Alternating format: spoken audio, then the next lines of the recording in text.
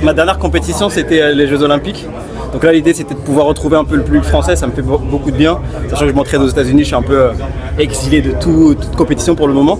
Et puis, j'étais surpris. Ça me fait vraiment beaucoup de bien. Est-ce qu'il y avait un peu une espèce de flashback au niveau des sensations avec celles qu'il y avait au jeu, par exemple, ou est-ce que c'était complètement différent? Complètement différent, c'est incomparable. Les Jeux Olympiques, c'est unique.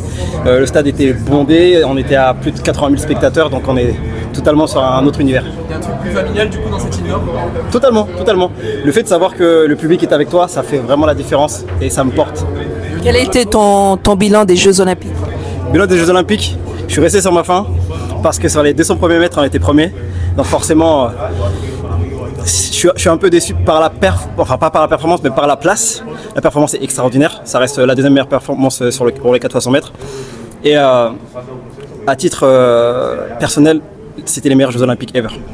L'ambiance de la cérémonie d'ouverture, à la compétition, à l'organisation, c'était vraiment parfait. Le temps s'est arrêté à ce moment-là et donc ça m'a vraiment fait beaucoup de bien.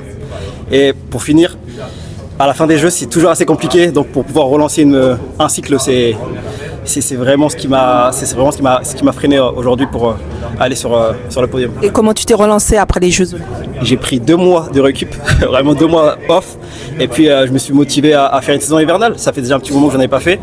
Là, l'idée, c'est de pouvoir savoir où j'en suis. À l'entraînement, je me positionne pas trop mal au vu des gars avec qui je m'entraîne. Donc il y a vraiment des choses à faire cet hiver, je pense. Qu'est-ce qu'il a manqué aujourd'hui pour accrocher un podium? Tout simplement plus de compétition.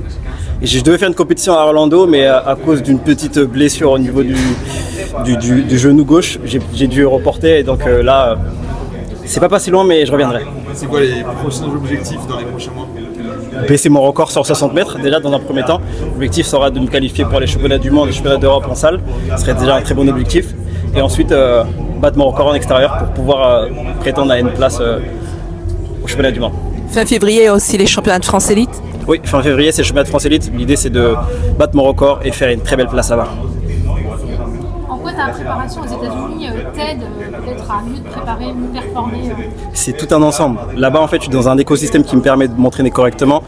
J'ai pas tous ces petits grains de sable qui m'empêchent de penser à autre chose que l'athlétisme et surtout me concentrer sur mon corps, sur ma préparation. Et le groupe là-bas est juste énorme, le coach est unique et c'est ce qui me permet de me pousser chaque jour. On voit les records tomber les uns après les autres aux États-Unis. C'est un regret de ne pas être sur place pour les vivre et d'être du coup en France? Non, pas du tout. L'idée aussi le fait d'être parti aux États-Unis, c'est aussi le fait de m'exiler pour revenir plus fort. Et même si je suis tout seul aujourd'hui, j'ai toujours le soutien de mon coach qui me supervise au loin. Merci beaucoup. Merci.